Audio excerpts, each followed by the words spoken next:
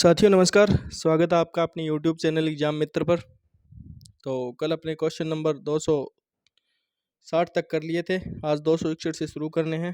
और कल जाते जाते आपसे एक क्वेश्चन पूछा था कि हरियाणा का वह कौन सा जिला है जिसे दूध का कटोरा कहते हैं। तो दूध का कटोरा जिसे कहते हैं वो जिला है जींद। उसका सही उत्तर जींद होगा। तो चलिए दोस्तों शुरू करते हैं टेस्ट सीरीज का अगला क्वेश्चन नंबर 261 कि भीमेश्वरी देवी का मेला हरियाणा में किस स्थान पर लगता है। उस स्थान का नाम बताना है। ऑप्शन देखते हैं बहादुरगढ़, बेरी जो झज्जर के अंदर है, रोहतक या फिर झज्जर। तो ये मेला लगता है बेरी झज्जर के अंदर। भीमेश्वरी देवी का मेला बेरी झज्जर के अंदर लगता है। तो मन्नतों की पूर्ति के लिए महिलाएं यहाँ चूड़ियाँ चढ़ाती है और यह मंदिर लोक मान्यता के अनुसार महाभारत काल से भी जुड़ा हुआ है। तो चलिए नेक्स्ट क्वेश्चन कि हरियाणा के किस नगर में 1591 में शाह कुली खान द्वारा जल महल बनवाया गया था। तो किसने बनवाया था जो जल महल? तो शाह कुली खान ने 1591 में कहाँ बनवाया, जगह का नाम आपसे पूछा है। तो ऑप्शन देख लेते हैं नारनौल, करनाल, गुरुग्राम या फिर झज्जर। तो इनमें से जो सही उत्तर होगा वो है नारनौल। नारनौल के अंदर उन्होंने जल महल का निर्माण करवाया था। यह महल एक झील के बीच बना हुआ है। जल महल है वो एक झील के बीच में बना हुआ है और यह मुगल काल की स्थापत्य कला का बहुत ही सुंदर उदाहरण भी है। नारनौल ऐतिहासिक स्मारकों का केंद्र रहा है। तो चलिए नेक्स्ट क्वेश्चन देखते हैं कि छड़ी नृत्य पुरुषों द्वारा कब किया जाता है। जो छड़ी नृत्य है किन के द्वारा किया जाता है ये पूछा जाए तो पुरुषों द्वारा। कब किया जाता है ये पूछा है तो ऑप्शन देखते हैं होली, लोहड़ी, गोगा नवमी या फिर रक्षाबंधन। तो ये कब किया जाता है?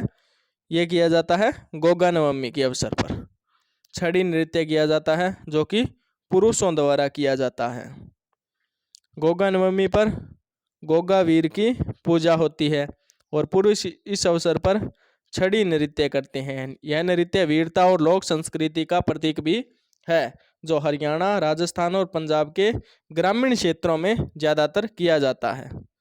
तो चलिए नेक्स्ट क्वेश्चन देखते हैं कि अंबाला में सैनिक छावनी अंग्रेजों ने कब बनाई। अंबाला जो है वो सैनिकों की दृष्टि से एक महत्वपूर्ण स्थान रहा है शुरू से ही, अंग्रेजों के समय काल से ही और आज भी है। तो अंग्रेजों ने वहाँ सैनिक छावनी कब बनाई थी ये पूछा है। ऑप्शन देख लेते हैं 1835, 1843, 1857 या फिर 1869। तो जो इसका सही उत्तर है वो है 1843 के अंदर अंबाला में अंग्रेजों द्वारा सैनिक छावनी बनाई गई। यह छावनी उत्तर भारत की प्रमुख सैन्य छावनियों में से एक है और यहाँ से 1857 की क्रांति की हलचलें भी जुड़ी है और अंबाला आज भी एक महत्वपूर्ण सैन्य क्षेत्र है।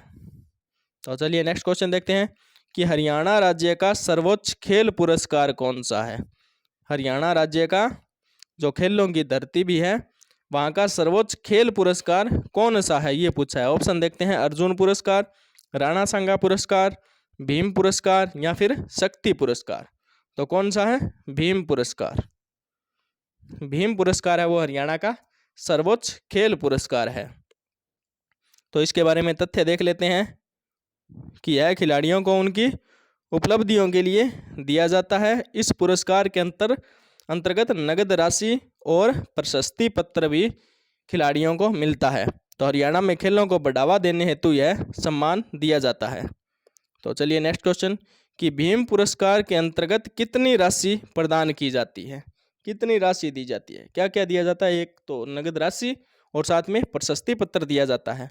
तो राशि कितनी दी जाती है? 2 लाख, 3 लाख, 5 लाख या 1 लाख रुपए। तो कितने दी जाती है? 5 लाख रुपए। हरियाणा का सर्वोच्च खेल पुरस्कार है जिसके लिए 5 लाख रुपए की नगद राशि और साथ में प्रशस्ति पत्र भी दिया जाता है और ट्रॉफी। हरियाणा सरकार खेलों के लिए विशेष नीति लागू करती है और यह राज्य का सर्वोच्च खेल सम्मान भी है। तो चलिए नेक्स्ट क्वेश्चन देखते हैं। ये क्वेश्चन कल तथ्य के अंदर बताया भी था आपको कि मिनी क्यूबा के नाम से हरियाणा का कौन सा जिला प्रसिद्ध है। बॉक्सिंग नर्सरी भी जिसे बोलते हैं ना, कल ये क्वेश्चन आया था कि बॉक्सिंग नर्सरी इनमें से कौन सी किसे कहा जाता है। तो वो देखा था, उसी को ही मिनी क्यूबा भी बोलते हैं। तो वो स्थान जो है वो कौन सा है ये पूछा है, रोहतक, भिवानी, पानीपत या फिर झज्जर। तो उनमें से कौन सा है, भिवानी है, उसे मिनी क्यूबा भी बोलते हैं और इसे बॉक्सिंग नर्सरी भी कहा जाता है। क्यों कहा जाता है, क्योंकि यहाँ से कई बॉक्सिंग चैंपियन निकले हैं। बॉक्सिंग के लिए भिवानी बॉक्सिंग क्लब प्रसिद्ध है। कैप्टन हवा सिंह और विजेंद्र सिंह भी यहीं से थे। तो भिवानी भारत की बॉक्सिंग नर्सरी भी है। भारत की बॉक्सिंग नर्सरी किसे कहा जाता है, तो भिवानी, हरियाणा ही नहीं अपितु भारत की भी। तो नेक्स्ट क्वेश्चन देखते हैं कि देश का पहला कृत्रिम रबड़ संयंत्र कहाँ स्थापित किया गया है, यानी मानव निर्मित जो रबड़ है वो उसका संयंत्र है वो कहाँ स्थापित किया गया ये पूछा। ऑप्शन देख लेते हैं, गुड़गांव, पानीपत, करनाल या यमुनानगर। तो कहाँ किया गया है ये किया गया है जी पानीपत के अंदर। पानीपत के अंदर कृत्रिम रबड़ संयंत्र। तो पानीपत में देश का पहला सिंथेटिक रबड़ प्लांट बना है। तो देश का पहला सिंथेटिक रबड़ प्लांट कहाँ है, तो वो है पानीपत के अंदर। यह इंडियन ऑयल द्वारा स्थापित किया गया है। इससे औद्योगिक उत्पादन में वृद्धि हुई है। यह संयंत्र भारत की आत्मनिर्भरता को दर्शाता है। तो चलिए नेक्स्ट क्वेश्चन देखते हैं कि जमींदार लीग की स्थापना किसने की थी इनमें से। तो ऑप्शन देखते हैं चलिए, दादा भाई नौरोजी, लाला लाजपत राय, चौधरी छोटूराम या फिर महात्मा गांधी। तो इनमें से किसने जमींदार लीग की स्थापना की थी, तो वो की थी चौधरी छोटूराम ने। चौधरी छोटूराम ने जमींदार लीग की स्थापना की थी। तो उन्होंने किसानों के अधिकारों की रक्षा के लिए जमींदार लीग की स्थापना की और यह 1920 के दशक में बहुत ही ज़्यादा सक्रिय थी। इसका उद्देश्य क्या था, किसान और जमींदार वर्ग की रक्षा करना। इसका उद्देश्य था किसान और जमींदार वर्ग की रक्षा। और छोटूराम को किसानों का मसीहा भी कहा जाता है। क्वेश्चन आ सकता है कि इनमें से किसे किसानों का मसीहा कहा जाता है, तो चौधरी छोटूराम को कहा जाता है। तो चलिए नेक्स्ट क्वेश्चन देखते हैं अपने, कुंडली मानेसर पलवल एक्सप्रेसवे की कुल लंबाई कितनी है। केएमपी एक्सप्रेसवे जो है कुंडली मानेसर पलवल, इसकी लंबाई कितने किलोमीटर है ये पूछा है। तो ऑप्शन देखते हैं, 145.2 किलोमीटर, 135.6 किलोमीटर, 125.8 किलोमीटर या फिर 150 किलोमीटर। तो इसका जो सही उत्तर है वो है 135.6 किलोमीटर इस एक्सप्रेसवे की लंबाई है। यह एक्सप्रेसवे हरियाणा में दिल्ली को बाईपास करता है। इसे केएमपी एक्सप्रेसवे भी कहा जाता है। यह कुंडली मानेसर और पलवल को जोड़ता है। इससे एनसीआर का जो इलाका है उसकी ट्रैफिक समस्या बहुत ज़्यादा हद तक कम हो गई है। तो चलिए नेक्स्ट क्वेश्चन देखते हैं कि सन 2008 में हरियाणा में सैनिक स्कूल कहाँ खोला गया। तो ऑप्शन देख लेते हैं, अंबाला, रेवाड़ी, करनाल या फिर हिसार। कहाँ खोला गया, रेवाड़ी के अंदर। कब, 2008 में। क्या, तो हरियाणा के अंदर सैनिक स्कूल खोला गया। तो चलिए फैक्ट देख लेते हैं इसके थोड़े कि इसका उद्देश्य क्या था, ग्रामीण युवाओं को रक्षा सेवाओं हेतु तैयार करना। यह देश का 21वां सैनिक स्कूल है। तो क्वेश्चन आ सकता है कि जो रेवाड़ी के अंदर सैनिक स्कूल है वो देश में कौन सा सैनिक स्कूल है, उसकी संख्या बतानी है कि तो 21वां सैनिक स्कूल है वो। यहाँ छात्रावास की सुविधा व सैन्य प्रशिक्षण भी उपलब्ध है। तो चलिए नेक्स्ट क्वेश्चन कि कुंजपुरा करनाल के अंदर एक जगह है कुंजपुरा में सैनिक स्कूल किस वर्ष बना। तो किस वर्ष बना ये बताना है। तो ऑप्शन देख लेते हैं इसके, 1960, 1961, 1975 या फिर 1980। तो इसका जो सही उत्तर है वो 1961। 1961 के अंदर वहाँ कहाँ, करनाल, कुंजपुरा करनाल के अंदर सैनिक स्कूल बना। तो यह भारत का पहला 5 सैनिक स्कूलों में से एक है। भारत के अंदर जो पहले 5 सैनिक स्कूल बने थे उनमें से एक है कुंजपुरा करनाल वाला, जो 1961 के अंदर बना था। इस स्कूल ने सेना के कई अफसर भी यहाँ से दिए हैं और यह करनाल जिले में स्थित है। तो चलिए नेक्स्ट क्वेश्चन देखते हैं कि हरियाणा का बागवानी विश्वविद्यालय कहाँ बनेगा। कहाँ बनेगा ये पूछा है, तो ऑप्शन देख लेते हैं। कुरुक्षेत्र, झज्जर, करनाल या फिर पंचकुला। तो ये कहाँ बनेगा? करनाल के अंदर। हरियाणा का बागवानी विश्वविद्यालय जो है वो करनाल के अंदर बनेगा। कब मंजूरी दी गई थी इसे? 2016 के अंदर। यहाँ किसानों को आधुनिक बागवानी प्रशिक्षण दिया जाएगा और इसका उद्देश्य क्या होगा? फल, फूल व सब्जियों की खेती को बढ़ावा देना। तो चलिए नेक्स्ट क्वेश्चन देखते हैं कि गोरखपुर जो कहाँ स्थित है? फतेहाबाद जिले के अंदर। वहाँ परमाणु बिजली संयंत्र जो बन रहा है कि कुल विद्युत उत्पादन क्षमता कितनी होगी? तो ऑप्शन देखते हैं। 2000 मेगावाट, 2200 मेगावाट, 2800 मेगावाट या फिर 3000 मेगावाट। तो कितनी होगी उसकी? 2800 मेगावाट। हरियाणा को बिजली के अंदर आत्मनिर्भर बनाने के लिए यहाँ परमाणु बिजली संयंत्र की स्थापना की जा रही है, जिसकी विद्युत उत्पादन क्षमता 2800 मेगावाट होगी। तो गोरखपुर परियोजना में 700 मेगावाट की 4 इकाइयाँ, 4 यूनिट्स बनेगी।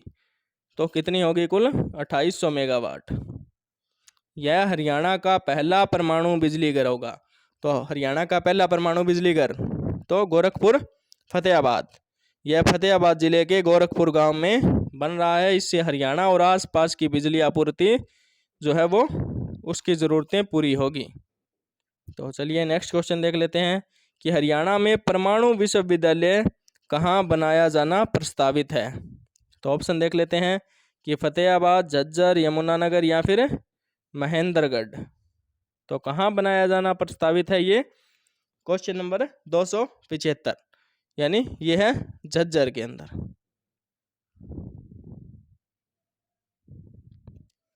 झज्जर के अंदर ये बनाया जाना प्रस्तावित है। और झज्जर में कहाँ? जसोर खेड़ी, जसोर खेड़ी के अंदर।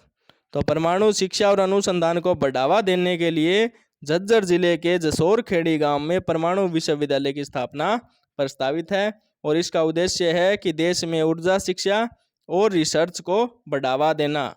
इस क्षेत्र में उच्च तकनीकी शिक्षा को बल मिलेगा। तो चलिए नेक्स्ट क्वेश्चन देखते हैं कि राज्यपाल बनने वाली हरियाणा की पहली महिला कौन थी। देखो क्वेश्चन की जो लैंग्वेज है, भाषा है, उसे समझना है।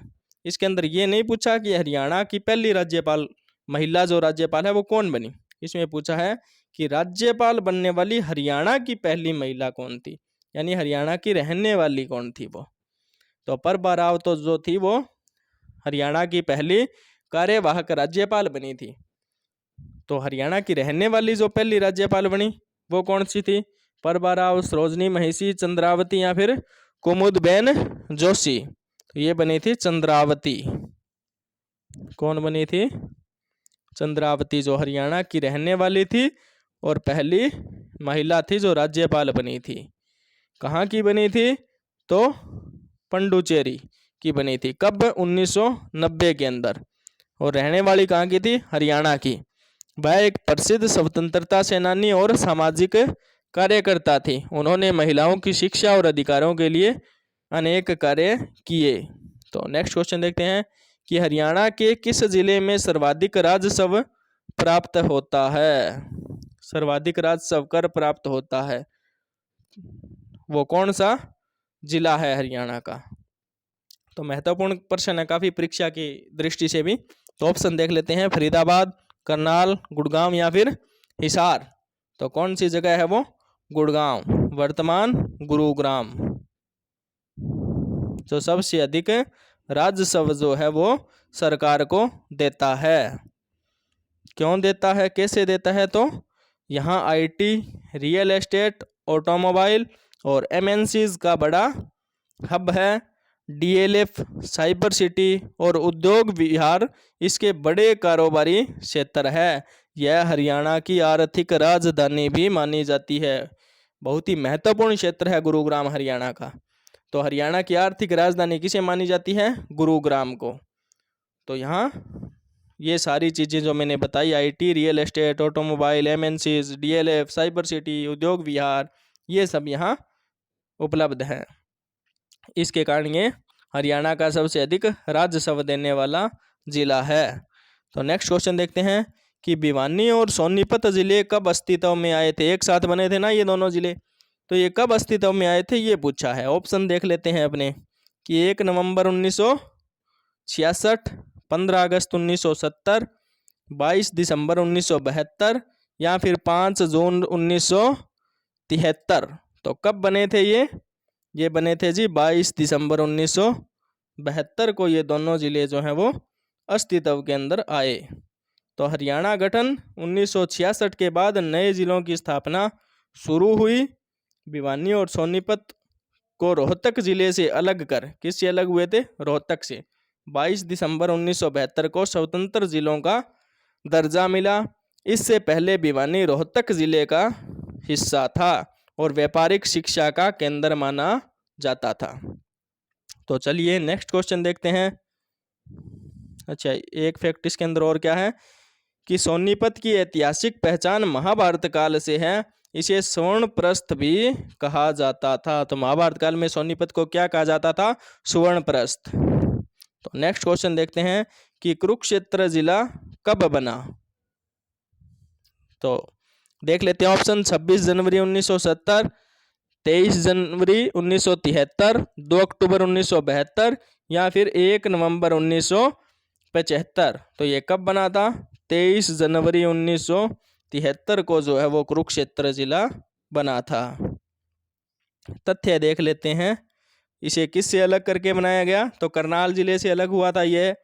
और यह धार्मिक, ऐतिहासिक और सांस्कृतिक दृष्टि से बहुत ही ज़्यादा महत्वपूर्ण जिला है। यहीं पर भगवान श्री कृष्ण ने अर्जुन को श्रीमद् भगवत गीता का उपदेश भी दिया था। और कुरुक्षेत्र को धर्म क्षेत्र के नाम से भी जाना जाता है, क्योंकि यहाँ पर धर्म और अधर्म के बीच में जोरदार एक बड़ा युद्ध हुआ था, जिसे महाभारत का युद्ध भी कहते हैं, जो कौरव और पांडवों के बीच में हुआ था।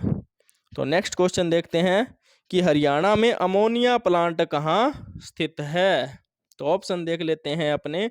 पानीपत, रोहतक, यमुनानगर या फिर रेवाड़ी। तो कहाँ है यह है पानीपत के अंदर। अमोनिया प्लांट कहाँ है? पानीपत के अंदर। और क्या था पानीपत में? तो ऊपर पढ़ के आए थे ना, कृत्रिम रबड़ संयंत्र, वो भी कहाँ था? पानीपत के अंदर। तो पानीपत में Indian oil corporation limited IOCL द्वारा अमोनिया प्लांट स्थापित किया गया है। यह पेट्रोकेमिकल्स और उर्वरक उत्पादन में उपयोगी है। पानीपत हरियाणा का प्रमुख औद्योगिक केंद्र है। यहाँ रिफाइनरी, बहुत ज़्यादा मात्रा में रिफाइनरी जो है वो पानीपत के अंदर है, और अन्य पेट्रो यूनिट्स भी मौजूद हैं। तो चलिए नेक्स्ट क्वेश्चन देखते हैं कि सिरसा जिला कब बना। सिरसा जिला कब बना? तो ऑप्शन देख लेते हैं। 15 अगस्त 1973, 1 सितंबर 1975, 2 नवंबर 1974 या फिर 26 जनवरी 1975। तो कब बना? सिरसा जिला बना 1 सितंबर 1975 को, ये अस्तित्व के अंदर आया था। सिरसा जिला पहले हिसार जिले का हिस्सा था और उसे 1 सितंबर 1975 को स्वतंत्र जिले के रूप में घोषित किया गया। सिरसा क्षेत्र सिंधु घाटी सभ्यता, रामायण और महाभारत से जुड़ा हुआ माना जाता है। यहाँ डब्बवाली और एलनाबाद जैसे प्रमुख उपखंड भी हैं। तो बहुत ही महत्वपूर्ण प्रश्न है ये भी। तो नेक्स्ट क्वेश्चन अपने देखते हैं कि राज्य में आयुष विज्ञान एवं अनुसंधान के लिए आयुष विश्वविद्यालय कहाँ खोला जाना प्रस्तावित है। तो चलिए इसके भी ऑप्शन देख लेते हैं अपने कि पंचकुला, करनाल, कुरुक्षेत्र या फिर फतेहाबाद। तो कहाँ? कुरुक्षेत्र के अंदर खोला जाना प्रस्तावित है इसे। तो हरियाणा सरकार ने कुरुक्षेत्र में आयुष विश्वविद्यालय की स्थापना का प्रस्ताव रखा है। यह विश्वविद्यालय आयुर्वेद, योग, यूनानी, सिद्ध और होम्योपैथी चिकित्सा पद्धतियों में उच्च शिक्षा और रिसर्च करेगा। इसका उद्देश्य है कि पारंपरिक चिकित्सा प्रणालियों को वैज्ञानिक आधार पर आगे बढ़ाना। तो चलिए नेक्स्ट क्वेश्चन देखते हैं कि फरीदाबाद जिला कब बना। जिले के क्वेश्चन आज ज्यादा आ रहे हैं कि कौन सा जिला कब बना। तो फरीदाबाद जो जिला है वो कब बना? 1 जुलाई 1977, 15 अगस्त 1978, 2 अगस्त 1979 या फिर 1 नवंबर 1980। तो कब बना? 2 अगस्त 1979 को फरीदाबाद जिला अस्तित्व के अंदर आया। तो फरीदाबाद जिला गुड़गांव जिले से अलग कर 2 अगस्त 1979 को बनाया गया और इसे दिल्ली का औद्योगिक उपनगर भी कहा जाता है। तो इस फरीदाबाद का नाम है वो मुगल काल के फरीदुद्दीन खान के नाम पर पड़ा। यहाँ बीपीटीपी, बल्लभगढ़ और एनआईटी जैसे महत्वपूर्ण क्षेत्र भी हैं। तो चलिए नेक्स्ट क्वेश्चन देखते हैं कि महिला हेल्पलाइन नंबर कितना है, कौन सा है। बहुत ही महत्वपूर्ण प्रश्न, परीक्षा की दृष्टि से बहुत ज़्यादा बार पूछा जाने वाला क्वेश्चन है कि बताओ कि महिला हेल्पलाइन नंबर इनमें से कौन सा है।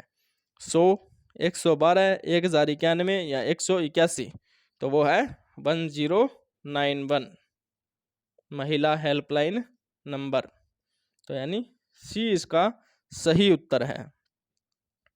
तो महिला सुरक्षा हेतु समर्पित अखिल भारतीय महिला हेल्पलाइन नंबर है 1091, जो हरियाणा में भी 24 घंटे 7 दिन काम करता है। 24/7 काम करता है ये। किसी भी छेड़छाड़, घरेलू हिंसा या महिला उत्पीड़न की स्थिति में महिलाएं इस नंबर पर कभी भी सहायता मांग सकती है। इसके साथ ही एक नंबर और है 181 181 भी आपातकालीन महिला सहायता सेवा यहाँ से भी मिलती है। तो चलिए नेक्स्ट क्वेश्चन देख लेते हैं कि हरियाणा में कर्मचारियों के वेतन विसंगति को दूर करने के लिए गठित आयोग के अध्यक्ष कौन है इनमें से। तो ऑप्शन देख लेते हैं, नरेश गुप्ता, जी माधवन, अश्वनी त्रिपाठी या फिर SC गोयल। तो इनमें से कौन से हैं? तो वो हैं जी माधवन। वेतन विसंगति कर्मचारियों की दूर करने के लिए जी माधवन जो है वो आयोग के अध्यक्ष हैं। तो आयोग वेतन संरचना, भत्तों, पदोन्नति यानी DPC, भत्तों जो अलाउंसेस मिलते हैं, और वेतन का जो स्ट्रक्चर है, श्रृंखला है, वो तैयार करना। तो आदि में अंतर और असमानता की समीक्षा यह आयोग करता है। इससे कर्मचारियों में असंतोष कम करने और बेहतर कार्य संस्कृति को बढ़ावा देने का इसका उद्देश्य है। तो चलिए नेक्स्ट क्वेश्चन कि आपातकाल कब लागू हुआ था? 1975 से 77। तो उस दौरान सर्जित साहित्य को किस ग्रंथ में संकलित किया जा रहा है? तो ऑप्शन देख लेते हैं, काला युग, स्वतंत्र चेतना, शुभर ज्योत्सना या फिर लोकतंत्र का अधिकार। तो उसे किया जा रहा है शुभर ज्योत्सना के अंदर शामिल। तो चलिए इसके तथ्य देख लेते हैं कि दौरान इस जो अवधि के दौरान लिखा गया साहित्य है, पत्रकारिता है या अन्य कोई लेखन कार्य है, उसे शुभर ज्योत्सना नामक ग्रंथ में संकलित किया जा रहा है। इसका उद्देश्य क्या है कि उस समय के दमन और लोकतांत्रिक मूल्यों की रक्षा के प्रयासों को इतिहास में सुरक्षित रखना है और यह साहित्य और समाज के बीच स्वतंत्रता के मूल्य को उजागर भी करता है। तो चलिए नेक्स्ट क्वेश्चन देखते हैं कि 1857 के शहीदों के सम्मान में 22 एकड़ में शहीद स्मारक बनाया जा रहा है। कहाँ बनाया जा रहा है ये पूछा है। तो कितने क्षेत्र में बनाया जा रहा है? 22 एकड़ में। तो कहाँ बनाया जा रहा है? ऑप्शन देख लेते हैं, झज्जर, सोनीपत, अंबाला या फिर कुरुक्षेत्र। तो कहाँ बनाया जा रहा है ये? अंबाला के अंदर, अंबाला। तो चलिए फैक्ट देख लेते हैं इसके थोड़े कि 1857 की क्रांति के वीर शहीदों की स्मृति में अंबाला में 22 एकड़ भूमि पर शहीद स्मारक बनाया जा रहा है। अंबाला 1857 की क्रांति में एक महत्वपूर्ण सैन्य छावनी थी और अंग्रेजों ने इसे कब स्थापित किया था? 1843 के अंदर पहली सैनिक छावनी यहाँ अंबाला के अंदर उन्होंने बनाई थी। तो स्मारक में क्या क्या है, संग्रहालय है, गैलरी और प्रशिक्षण केंद्र होंगे। तो चलिए नेक्स्ट क्वेश्चन कि पानीपत जिला कब बना। पानीपत के काफी क्वेश्चन भी आए थे ना आज, तो पानी रिफाइनरी वगैरह के, तो पानीपत जिला कब बना ये पूछा है। तो ऑप्शन देख लेते हैं, 1 नवंबर 1985, 1 नवंबर 1989, 15 अगस्त 1986 या फिर 2 अक्टूबर 1988। तो कब बना, 1 नवंबर 1989। तो पानीपत को 1 नवंबर 1989 को करनाल जिले से अलग कर जिला बनाया गया। यह 3 ऐतिहासिक युद्धों के लिए प्रसिद्ध है। कब कब, 1526 में पहला, 1556 में दूसरा लड़ा गया और 1761 में तीसरा पानीपत का युद्ध लड़ा गया। पहला किन किन के बीच, बाबर और इब्राहिम लोदी के बीच में, दूसरा पूछे तो अकबर और हेमू के बीच में, और तीसरा पूछे तो अहमद शाह अब्दाली और मराठों के बीच में लड़ा गया था। पानीपत टेक्सटाइल और रसायन उद्योग भी यहाँ प्रमुख है और इसे बुनकरों का शहर भी कहा जाता है। बहुत बार परीक्षा में है कि इनमें से कौन सा शहर बुनकरों का शहर कहलाता है, तो वो है पानीपत। तो चलिए नेक्स्ट क्वेश्चन देखते हैं कि हाली पुरस्कार किसके द्वारा प्रदान किया जाता है, कौन देता है हाली पुरस्कार। ऑप्शन देखते हैं, हरियाणा साहित्य अकादमी, हरियाणा कला परिषद, हरियाणा उर्दू साहित्य अकादमी या फिर कुरुक्षेत्र विश्वविद्यालय। तो कौन देता है, हरियाणा उर्दू साहित्य अकादमी हाली पुरस्कार प्रदान करती है। तो हाली पुरस्कार हरियाणा के प्रसिद्ध उर्दू कवि अल्ताफ हुसैन हाली की याद में दिया जाता है। ये भी पूछा जा सकता है कि हाली पुरस्कार किसकी स्मृति में दिया जाता है, तो अल्ताफ हुसैन हाली की स्मृति में इसे दिया जाता है। यह हरियाणा उर्दू साहित्य अकादमी द्वारा उर्दू साहित्य में उत्कृष्ट योगदान देने वाले लेखकों को प्रदान किया जाता है। हाली जो है वो कुरुक्षेत्र के निवासी थे। तो चलिए नेक्स्ट क्वेश्चन देखते हैं कि पंजाब पुनर्गठन के लिए संसदीय समिति किसके नेतृत्व में गठित की गई थी। तो किसके नेतृत्व में गठित की गई, ऑप्शन देखते हैं कि फजल अली, यशवंत राव चौहान, सरदार हुकम सिंह या फिर गोविंद बल्लभ पंत। तो इसका जो सही उत्तर है वो है सरदार हुकम सिंह के नेतृत्व में ये जो अपने समिति है वो गठित की गई थी। तो इस समिति के जो अध्यक्ष थे वो कौन थे, सरदार हुकम सिंह, जो स्वतंत्र भारत के तीसरे लोकसभा अध्यक्ष भी रह चुके थे। समिति की सिफारिशों पर आधारित 1 नवंबर 1966 को पंजाब से अलग हरियाणा राज्य का गठन भी किया गया और इसी के अंतर्गत हिमाचल प्रदेश को भी एक अलग केंद्र शासित प्रदेश का दर्जा मिला। तो हरियाणा की राजधानी के रूप में चंडीगढ़ को साझा राजधानी भी बनाया गया। तो ये थे अपने आज के 30 क्वेश्चन। 290 तक अपने क्वेश्चन कंप्लीट हो गए हैं। तो आप रिव्यू ज़रूर दीजिएगा कि आपको ये क्वेश्चन कैसे लगे। तो अगर आपको ये क्वेश्चन पसंद आए, अच्छे लगे, तो आप ज़रूर इस वीडियो को लाइक शेयर सब्सक्राइब चैनल को ज़रूर कीजिएगा, ताकि आप से प्रेरणा मुझे मिले और मैं इसी तरीके से इस टेस्ट सीरीज़ को आगे भी जारी रख सकूँ। तो आज भी आपके लिए क्वेश्चन है,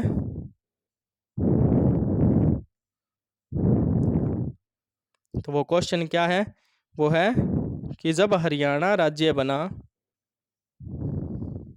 1 नवंबर 1966 को, तब उसके अंदर कितने जिले थे। हरियाणा के अंदर तब कितने जिले थे, वर्तमान में कितने हैं, 22। तो 1 नवंबर 1966 को कितने जिले थे ये बताना है आपको कमेंट बॉक्स में। तो कल मिलते हैं एक और नई वीडियो के साथ, तब तक के लिए जय हिंद जय भारत।